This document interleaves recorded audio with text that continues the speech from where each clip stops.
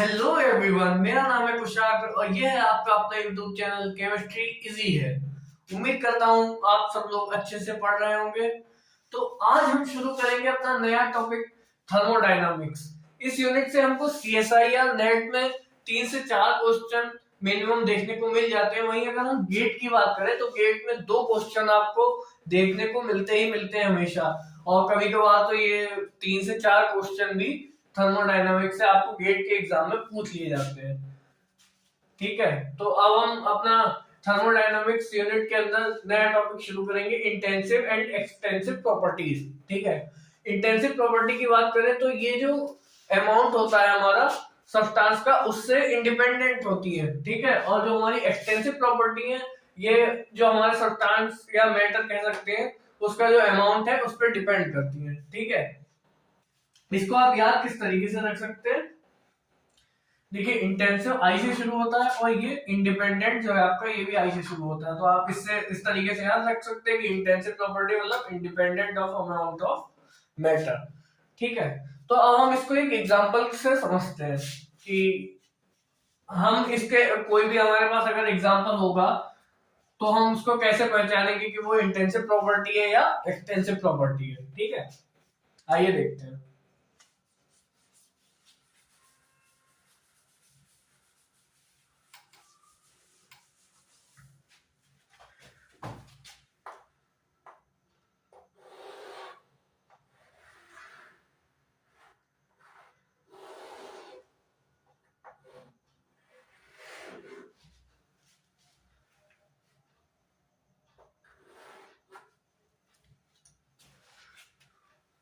देखिए, हमने इंटेंसिव और एक्सटेंसिव को समझने के लिए एक बीकर जैसा ले लिया है। ये बीकर जैसा लग नहीं रहा होगा, पर इससे आपको समझ में अच्छा आएगा, इसलिए मैंने इसको इस तरीके से बनाया। ठीक है, अब मान लीजिए कि इसमें कोई भी चीज है, जैसे वाटर मान लीजिए 1000 ml इसमें है। ठीक है, 1000 ml इसमें पूरे में है। अब हमने क्या किया, इसको 20 से डिवाइड कर दिया। ठीक है, 20 से डिवाइड कर दिया तो अब क्या होगा, यहाँ पे आपका बचेगा 500 ml। ठीक है, बिल्कुल एकदम 20 से डिवाइड किया इसलिए यहाँ पे बचेगा आपका 500 ml। ठीक है, तो अब यहाँ पे जो 500 ml है आपका क्या है, वॉल्यूम। तो आप देख सकते हैं कि जब हमने क्वांटिटी को आधा किया तो वॉल्यूम क्या हो रहा है, आधा हो रहा है। इसका मतलब ये हमारा अमाउंट पे डिपेंड कर रहा है। इसी तरीके से आप देखिए कंसंट्रेशन, हमने इस जो पूरा हमारे पास सॉल्यूशन है, इसका जो हमने कंसंट्रेशन लिया वो 1 मोल लिया है। ठीक है, अब हमने इसको डिवाइड किया जैसा कि हम कर रहे हैं हमेशा से। ठीक है, 1 मोल। तो अब भी आप इसका कोई भी कहीं पे भी देखेंगे तो इसका जो कंसंट्रेशन है वो आपको 1 मोल ही मिलेगा। ठीक है, इस पार्ट का भी 1 मोल मिलेगा, इस पार्ट का भी 1 मोल मिलेगा। ठीक है, तो इसका मतलब जो हमारा कंसंट्रेशन है वो इससे चेंज नहीं हो रहा है। मतलब हमने इसको हाफ भी कर दिया तब भी कंसंट्रेशन जो है हमारा 1 मोलर ही है। ठीक है, 1 मोलर लिखिएगा। ठीक है, कंसंट्रेशन हो गया हमारा, वॉल्यूम हो गया। ठीक है, अब हम मास की बात करते हैं। मान लीजिए इस पूरे का वेट 500 ग्राम है। अब हमने इसको डिवाइड कर दिया तो ये हमारे पास आ जाएगा 250 ग्राम्स और ये हमारे पास आ जाएगा 250 ग्राम्स। ठीक है, तो इसका मतलब हम क्या कह सकते हैं कि जो हमारा वेट होता है वो अमाउंट पे डिपेंड कर रहा है। इसका मतलब ये भी हमारा क्या हो गया, एक्सटेंसिव। सॉरी, माफ कीजिएगा,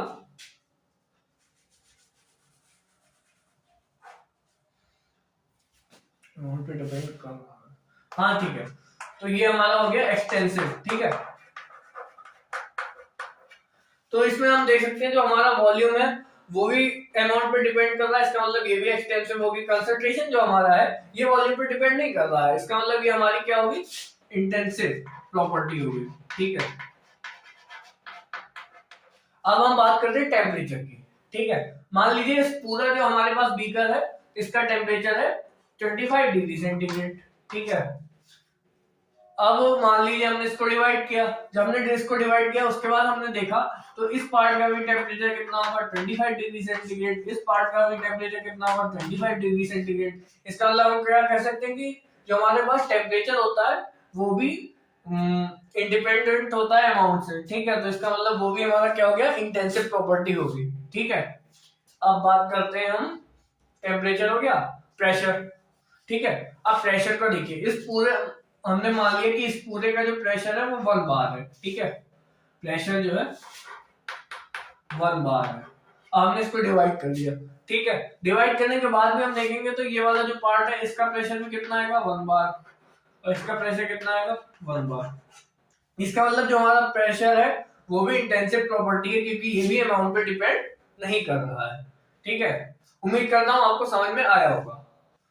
तो आप, अब मैं इसको आपको एक नोट्स के तौर पे लिखवा देता हूँ। ठीक है, आप समझने के लिए इसको अपना रफली बना सकते हैं, बाकी इसकी कोई नीड नहीं है। ठीक है, तो मैं इसको करता हूँ।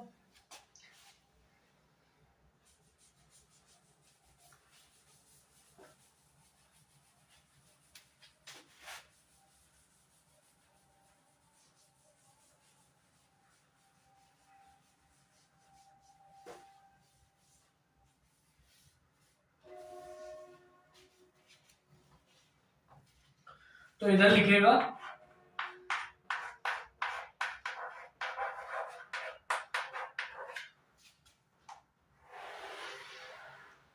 लिखिएगा इंटेंसिव।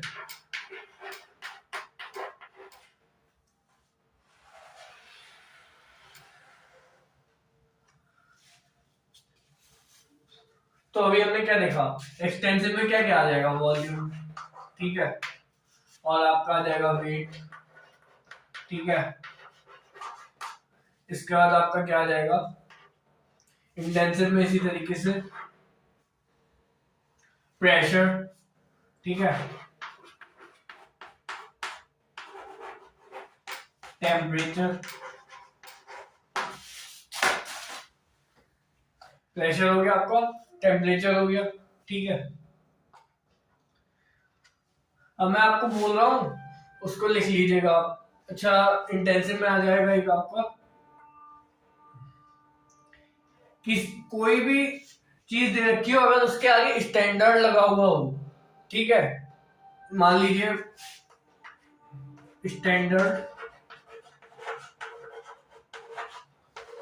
Gives free energy. ठीक है, इसमें लिखेगा standard gives free energy, standard enthalpy. ठीक है, इस टाइप से, तो वो हमारी इंटेंसिव में आएगी। स्टैंडर्ड अगर लिखा हुआ है तो वो हमारी हमेशा इंटेंसिव में होगी, तो उसमें आपको पहचानने में कोई दिक्कत नहीं होनी चाहिए। ठीक है, बाकी मैं आपको बोलता हूँ, आप उनको नोट कीजिएगा।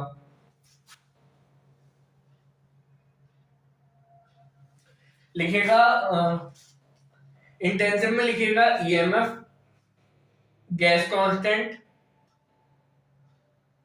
Boiling point, melting point, freezing point. ठीक है, जो वाटर का बॉइलिंग पॉइंट होता है वो आपका 100 डिग्री सेंटीग्रेड होता है, वो कभी भी नहीं बदलता, तो वो हमारा इंटेंसिव प्रॉपर्टी में आ जाएगा। ये सारे मैंने इंटेंसिव प्रॉपर्टी के बोले हैं अभी। ठीक है,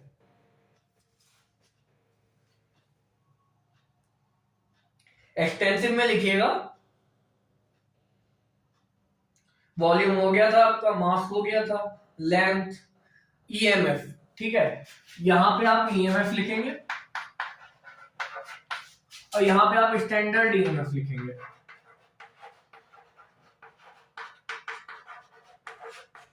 ठीक है, यहां पे आप ईएमएफ लिखेंगे और इधर आपको लिखना है स्टैंडर्ड ईएमएफ।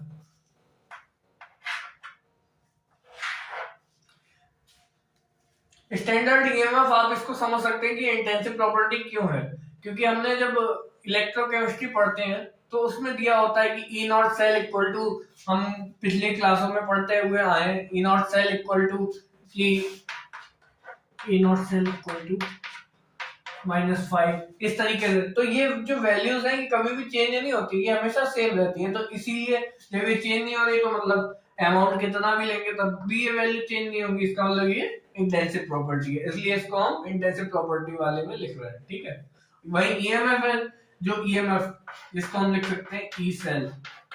ठीक है, ये आपका ई नॉट सेल। ई सेल जो है वो एक्सटेंसिव प्रॉपर्टी है, वो अमाउंट पे डिपेंड करता है। वो जब इलेक्ट्रोकेमिस्ट्री पढ़ेंगे तो देखेंगे ये जो है हमारा कंसंट्रेशन पे डिपेंड करता है। अगर हम कंसंट्रेशन बढ़ाएंगे तो ईएमएफ बढ़ेगा, कंसंट्रेशन घटाएंगे तो समझ सकते हैं। ठीक है, और लिखेगा एक्सटेंसिव प्रॉपर्टी में इंटरनल एनर्जी, ठीक है, हेल्महोल्ट्ज एनर्जी, ठीक,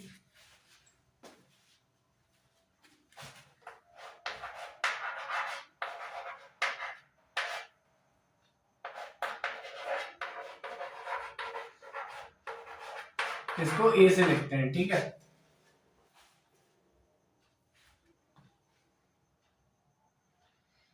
एंट्रोपी, ये सारे एक्सटेंसिव में लिखेगा। हीट कैपेसिटी,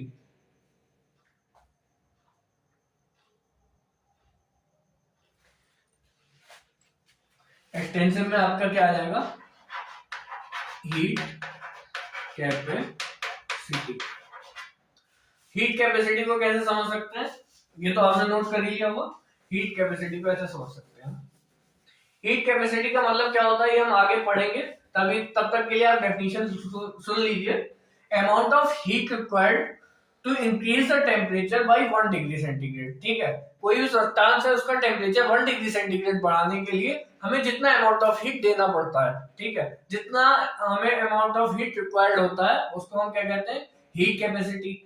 हीट कैपेसिटी तो हम क्या कह सकते हैं, जैसे ये हमारा बीकर है, एक ये हमारा बीकर है, इसमें मान लीजिए कोई भी वाटर ही मान लीजिए यहाँ पे 2 लीटर है, यहाँ पे 3 लीटर है। तो इसका टेम्परेचर बढ़ाने के लिए हमको हीट ज्यादा देनी पड़ेगी। ठीक है, यहाँ पे हीट ज्यादा रिक्वायर्ड होगी इसका टेम्परेचर बढ़ाने के लिए, जबकि 3 लीटर वाला जो है मतलब कम होगी यहाँ पे, क्योंकि अमाउंट कम है। यहाँ पे अमाउंट ज्यादा है तो इसलिए यहाँ पे हीट जो है हमको ज्यादा चाहिए होगी। तो इसका मतलब क्या कह सकते हैं, ये अमाउंट पे डिपेंड कर रहा है, क्योंकि जब अमाउंट ऑफ हीट ज्यादा हुआ तो हमको हीट भी ज्यादा देनी पड़ी इसका टेम्परेचर 1 डिग्री सेंटीग्रेड इंक्रीज करने के लिए। ठीक है, इसमें इसका अगर इससे कंपेयर करेंगे तो इसमें हमें 1 डिग्री सेंटीग्रेड टेम्परेचर बढ़ाने के लिए उतनी एनर्जी की जरूरत नहीं है, हमें कम हीट में भी काम चल जाएगा हमारा। ठीक है, तो ये हमारा एक्सटेंसिव प्रॉपर्टीज में आ जाता है। ठीक है,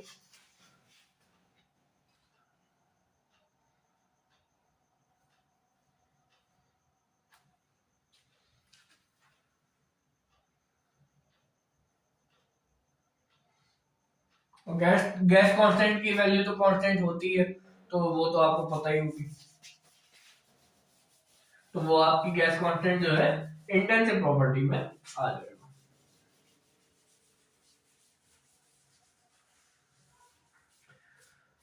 ये तो आपका हो गया। अब 2 पॉइंट लिखिएगा पहचानने के लिए, जैसे कभी आ जाता है तो आप कैसे पहचानेंगे। If the amount of substance is fixed,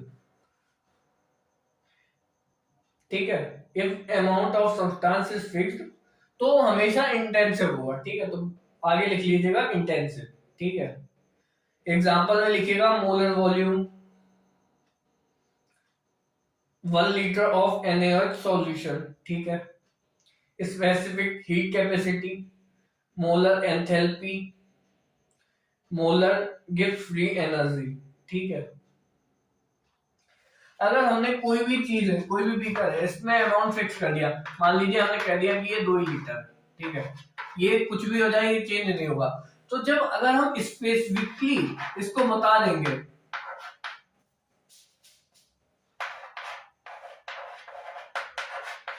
कि ये 2 लीटर ही है, ये चेंज नहीं होगा, इसका मतलब अमाउंट फिक्स हो गया। अमाउंट फिक्स हो गया इसका मतलब ये हमारा इंटेंसिव प्रॉपर्टीज में आ जाएगा, एक्सटेंसिव में नहीं आएगा। ध्यान रखिएगा, मैंने इधर को समझाने के लिए लिख दिया है, पर ये इंटेंसिव में आएगा आपका। अगर कोई भी स्पेसिफिकली बात की जा रही है कि 2 लीटर या 1 मोलर इस तरीके से, ठीक है, तो वो हमेशा इंटेंसिव प्रॉपर्टी में आएगा। ठीक है, आगे देखते हैं एक और आपका पॉइंट इंपॉर्टेंट समझने के लिए, ratio of two extensive properties equal to intensive property. ठीक है, इसमें हम एग्जांपल ले सकते हैं आपका,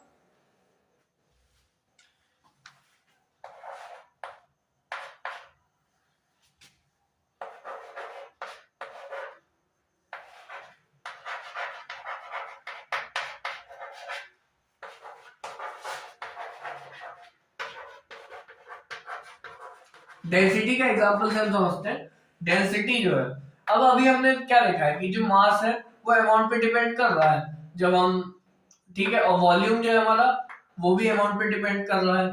तो ये हमारी दोनों जो है ये एक्सटेंसिव प्रॉपर्टी हो गई। ठीक है, ये भी एक्सटेंसिव प्रॉपर्टी है, ये भी एक्सटेंसिव प्रॉपर्टी है, बट जो हमारी डेंसिटी होती है दोनों का रेशियो है, तो इसलिए ये रूल हमेशा एप्लीकेबल होगा, तो ये हमारी इंटेंसिव प्रॉपर्टी हो जाएगी। ठीक है, तो इंटेंसिव वाले कॉलम में आप डेंसिटी को भी लिख सकते हैं। ठीक, नोट कर लीजिएगा। उम्मीद करता हूं आपको एक एक पॉइंट समझ में आ गया होगा। नहीं आया तो आप कमेंट सेक्शन में लिख सकते हैं कि कहां पे प्रॉब्लम आ रही है आपको। ठीक है,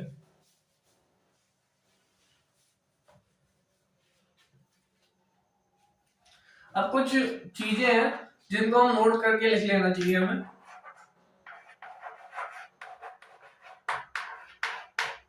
ये हमको जब हम न्यूमेरिकल्स करेंगे CSI या नेट वगैरह के, तो हमारी ये सारी चीजें काम आएंगी। ठीक है,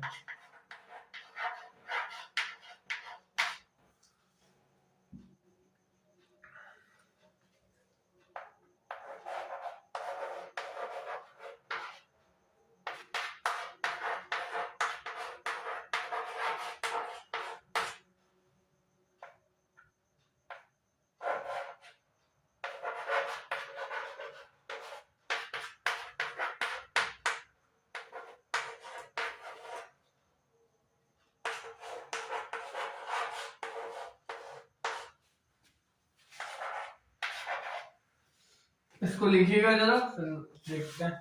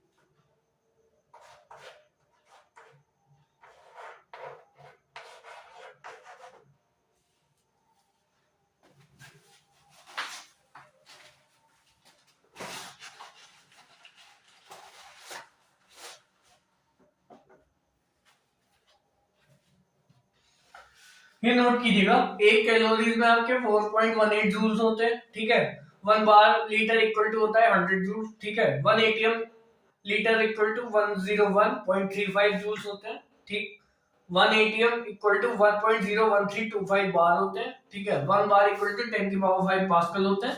1 एटम इक्वल टू 1.01325 इंटू 10 की पावर 5 पास्कल।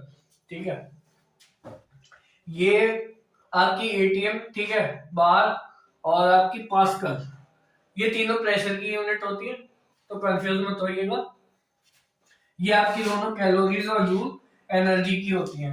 ठीक है, फिर यहाँ पे बार बार लीटर, ये आपको जब आप न्यूमेरिकल करेंगे तो आपको समझ में आएगा कि इनको याद करने का कितना फायदा होता है। ठीक है, तो इन वैल्यूज को कभी भी मत भूलिएगा, इनको अच्छे से अपने दिमाग में बसा लीजिएगा। ठीक है, नोट कर लीजिए इसको।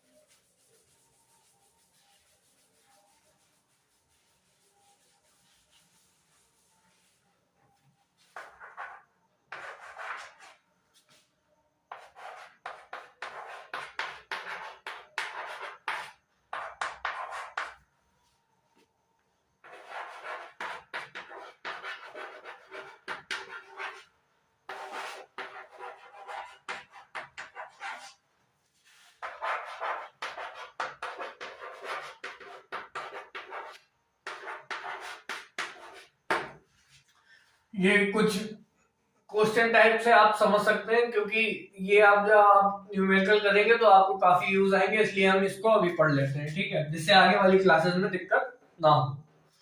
तो यहाँ पे दिया हुआ है, if z equal to f function of x and y then determine partial derivative of z।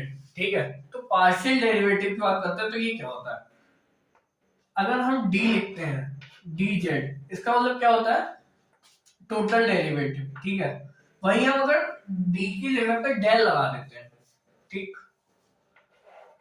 कुछ इस तरीके का साइन होता है, तो वो क्या हो जाता है हमारा पार्शियल डेरिवेटिव। अब ये निकालते किस तरीके से, देखिए।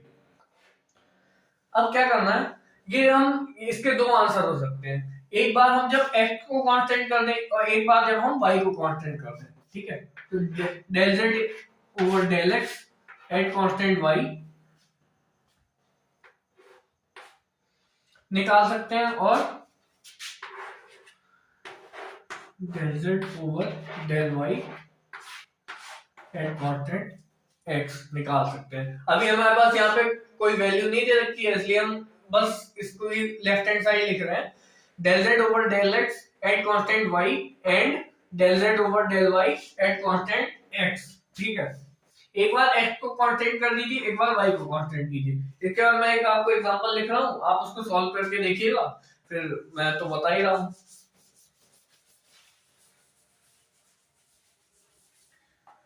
जैसे दे रखा है आपको z बराबर 3x square y plus 5x square. अब इसका आपको पार्शियल डेरिवेटिव निकालना है। ठीक है, तो ट्राई कीजिएगा।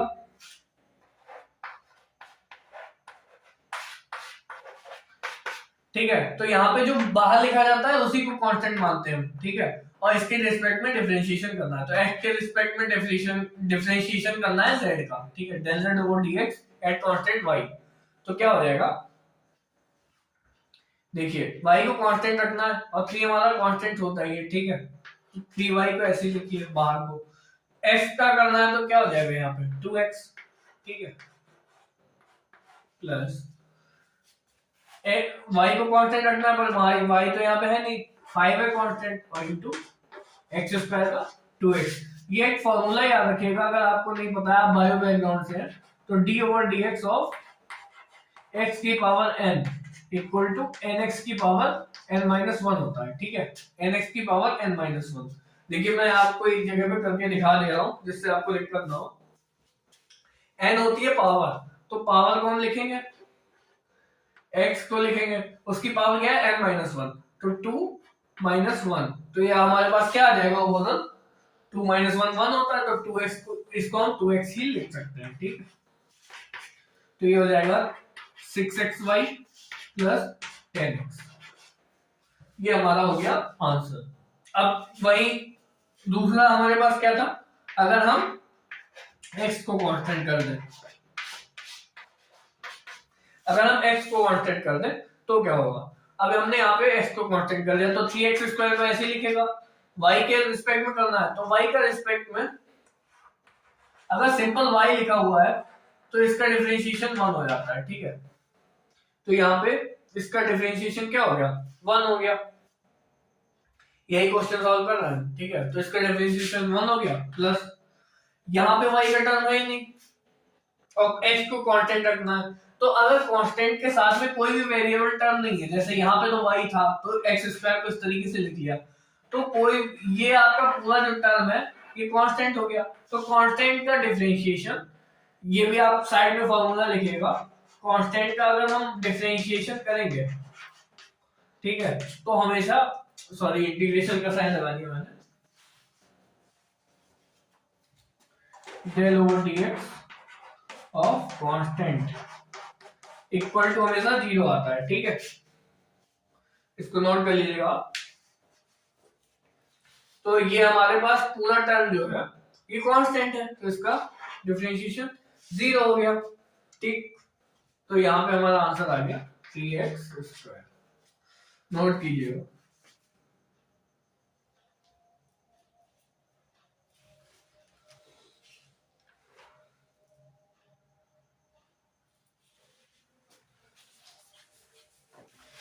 अब नेक्स्ट हेडिंग का आएगा Euler's reciprocity rule.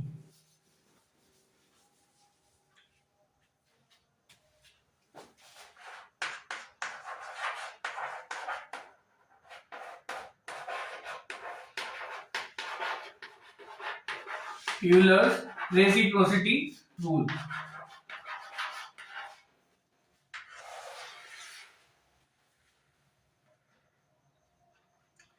According to this rule, क्या कह सकते हैं हम कि डेल जेड, नहीं, इस तरीके से लिखेगा इसको कि if z is function of x and y, then del z over del x at constant y, del over del x, del over del y at constant x equal to del over del x, del z over del y,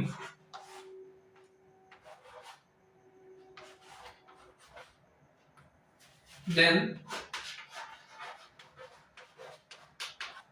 z is exact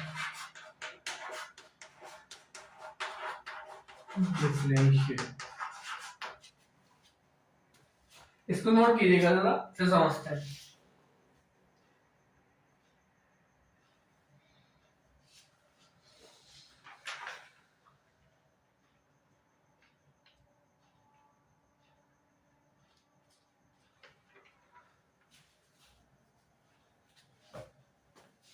अब मान लीजिए हमें कोई भी function दे रखा है x और Y के टर्म में, ठीक है, और वो इस कंडीशन को फॉलो करेगा, तो हम क्या कहेंगे कि z जो है हमारा वो एग्जैक्ट डिफरेंशियल है। ठीक है, जब हम आगे क्वेश्चन अभी करेंगे तो हमें समझ में आएगा एग्जैक्ट डिफरेंशियल का मतलब क्या होता है। ठीक है, तो अभी आपने ये नोट कर लिया होगा, तो अब हम देखते हैं इसका एप्लीकेशन। ठीक है, ये नोट कर लीजिएगा। अभी इसको हमने किस तरीके से याद कर सकते हैं देखिएगा जरा। z जो है हमारा, z का हमने पहले y को कांस्टेंट किया, x का डिफरेंशिएशन किया। ठीक है, x के रिस्पेक्ट में डिफरेंशिएशन किया, del z over del x at constant y। ठीक है, ब्रैकेट क्लोज। देन क्या किया हमने, यहाँ पे हमने y को कांस्टेंट किया, अब हम x को कांस्टेंट कर देंगे और y के रिस्पेक्ट में डिफरेंशिएशन करेंगे। ठीक है, देखिए यहाँ पे del z over del x at constant y, फिर जो ये आया इसका हमने डिफरेंशिएशन किया del over del y at constant x। ठीक है, इधर देखिएगा, इधर हमने इसका सेम प्रोसेस यही किया है, बस इसको उल्टा कर दिया है, इसीलिए इसको हम रेसिप्रोसिटी रूल कह रहे हैं। देखिए यहाँ पे हमने y को कांस्टेंट किया था, यहाँ पे हमने पहले x को कांस्टेंट किया। ठीक है, del z over del y at constant x, अब इसका डिफरेंशिएशन किया है del over del x at constant y। ठीक है, एक बार y को कांस्टेंट करेंगे, x का डिफरेंशिएशन, फिर उसी जो भी टर्म आएगा उसका y के रिस्पेक्ट में डिफरेंशिएशन और x constant equal to del over del z over del y at constant x and del over del x at constant y। ठीक है, तो हम यहाँ पे अगर ये कंडीशन फॉलो होगी, हम क्वेश्चन सॉल्व करेंगे तब देखेंगे, अगर ये कंडीशन हमारी आ जाती है तो हम कहेंगे कि z जो है हमारा एग्जैक्ट डिफरेंशियल है। ठीक है,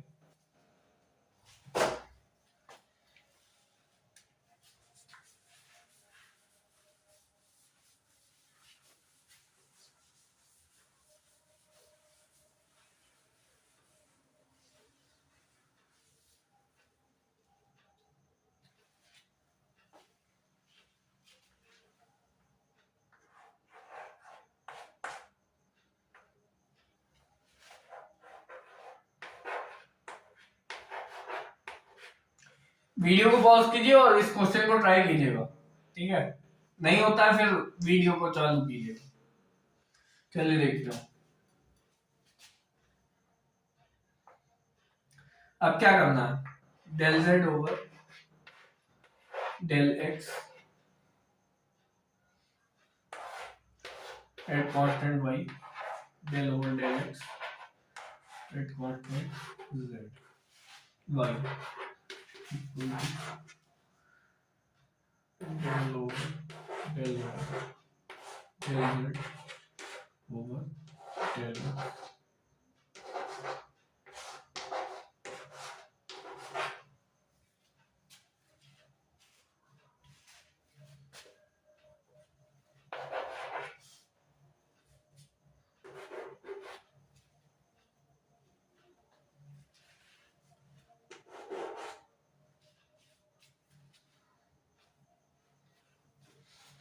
तो देखिए z की वैल्यू हमें यहाँ पे दे रखी है, ठीक है। तो अब यहाँ पे हमें क्या करना है, डेल ओवर डेल एक्स, पहले y को कांस्टेंट रखना है और x के रिस्पेक्ट में इसका डिफरेंशिएशन करना है। तो z को जब हम s के रिस्पेक्ट में डिफरेंशिएशन करेंगे तो देखिए यहाँ पे सबसे पहले तो 5y² आपका कांस्टेंट है, ठीक है। बस इस टर्म पे फोकस कीजिए, बस इतनी सी टर्म पे, ठीक है। y आपको कांस्टेंट लेना है तो 5y² आपने लिख दिया। x² का भी मैंने आपको फॉर्मूला बताया था, तो ये हो जाएगा आपके पास इंटू 2x, ठीक है। ये आपके पास आ गया।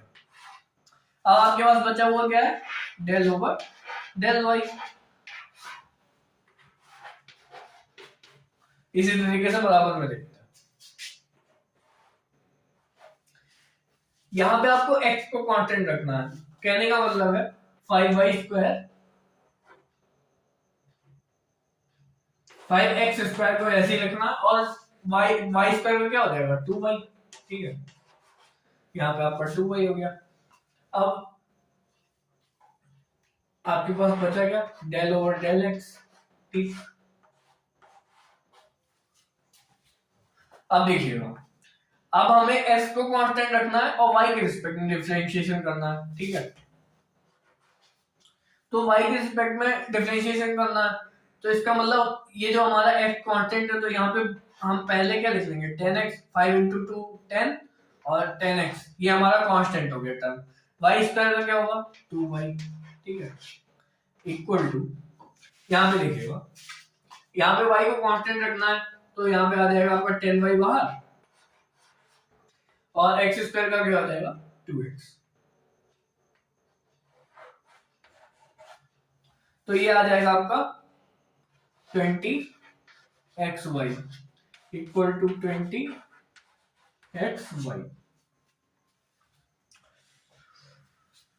आई होप आपको अच्छे से समझ में आया होगा कि क्या चल रहा है ये। अब आप यहाँ पे देखिए, लेफ्ट हैंड साइड जो है वो राइट हैंड साइड के इक्वल आई है। इसका मतलब हम क्या कहेंगे कि जो z की वैल्यू दी है हमारी, ये हमारी एग्जैक्ट डिफरेंशियल है। एग्जैक्ट डिफरेंशियल का मतलब ये कंप्लीट डिफरेंशिएशन इसका हो गया है, ठीक है। इसीलिए इसको हम एग्जैक्ट डिफरेंशियल बोल रहे हैं, नोट कीजिएगा इसको।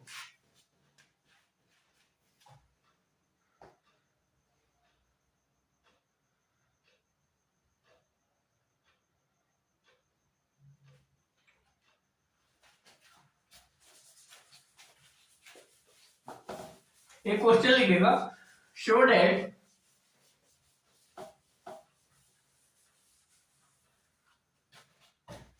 PV equal to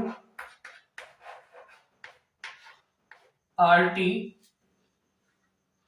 is exact differential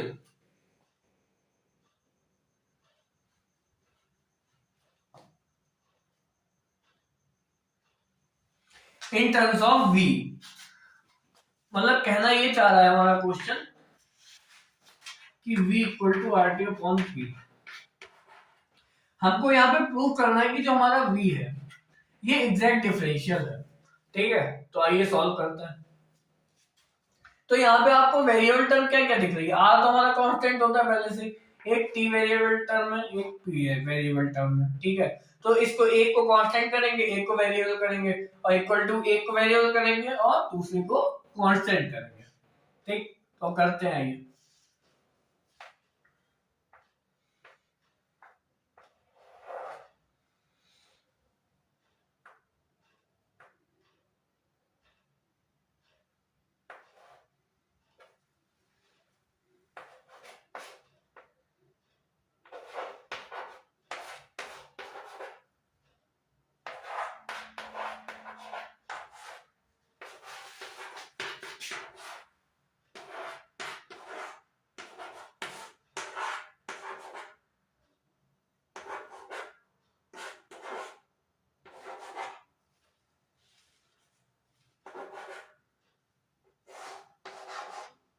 इस फॉर्मूले को आप बार बार लिखिएगा जिससे कि आपको याद हो जाए और आप कभी भी ना भूलें, ठीक है। जब बार बार आप लिखेंगे 4-5 बार तो आप ये फॉर्मूला आपको रट जाएगा।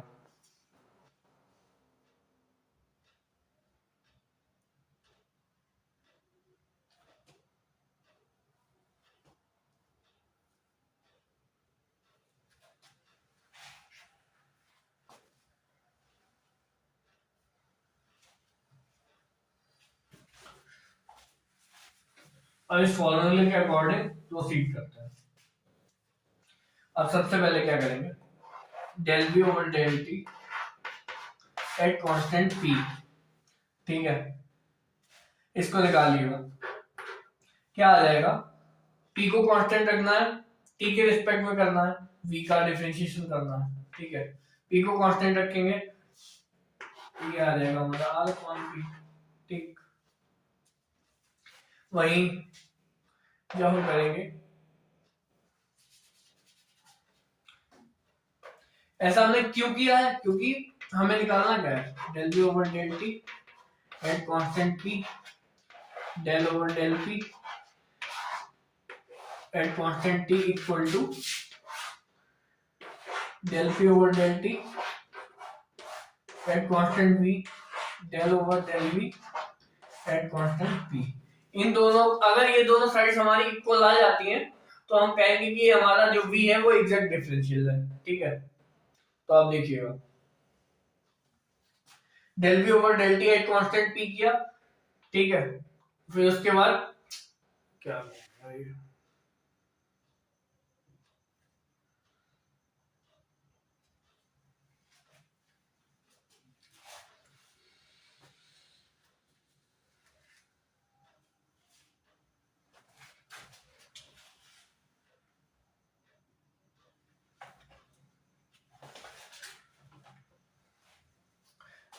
यहाँ पे मैंने थोड़ी सी गलती कर दी है, इसको थोड़ा सा ठीक कर लीजिएगा। हमको v को प्रूव करना है कि ये एग्जैक्ट डिफरेंशियल है, ठीक है। तो हम यहाँ पे v को कांस्टेंट कैसे ले सकते हैं, ठीक है। तो यहाँ पे हम क्या करेंगे, यहाँ पे हमने क्या किया, del v over del t at constant p, ठीक है। उसके बाद हमने डेल ओवर डेल p किया एट कांस्टेंट t। तो इसी तरीके से उधर क्या लिखेंगे, हम पूरा मिटालते हैं, फिर अच्छे से लिखते हैं। Del v over del p at constant t del over del v del over del p, sorry फिर से गलत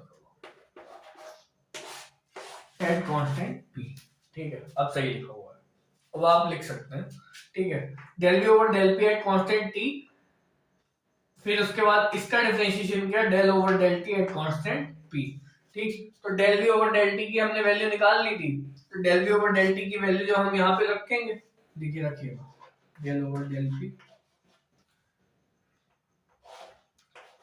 are upon p at constant t equal to, यहाँ पे हमें del v over del p की वैल्यू चाहिए at constant t। तो यहाँ पे देखिएगा, del v over del p की वैल्यू कांस्टेंट t पे कितनी आएगी, आर टी कॉमन हो गया हमारा, ठीक है। p जो है हमारा ऊपर आएगा, ठीक है। तो p की पावर -1 होगा, p की पावर -1 का डिफरेंशिएशन क्या होगा, x की पावर n वाले फॉर्मूले से ही करेंगे, माइनस p की पावर n -1 मतलब माइनस p की पावर -2। तो इसको हम क्या लिख सकते हैं, minus R T upon P square, ठीक है। तो यहां पे लिखिएगा डेल ओवर डेल टी